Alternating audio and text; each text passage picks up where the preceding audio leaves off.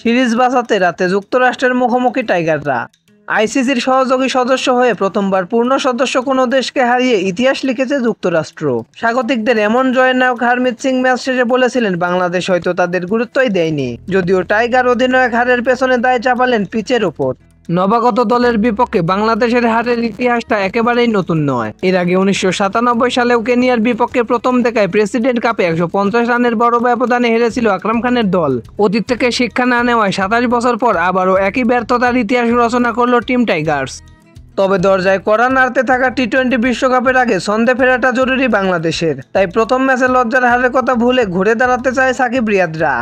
সিরিজে টিকে থাকতে এই ম্যাচে জয়ের বিকল্প নেই শান্ত বাহিনীর। সিরিজে ঘুরে দাঁড়ানোর মিশনে বৃহস্পতিবার 23 মে ইউএসের বিপক্ষে 3 ম্যাচ সিরিজের দ্বিতীয় ম্যাচে মাঠে নামবে বাংলাদেশ। প্রেইরি ভিউ ক্রিকেট কমপ্লেক্সে ম্যাচটি শুরু হবে বাংলাদেশ সময় রাত 9টায়। তো দর্শক বন্ধুরা, খেলাধুলার সকল আপডেট সবার আগে পেতে চ্যানেলটি সাবস্ক্রাইব করে পাশে থাকুন। ধন্যবাদ।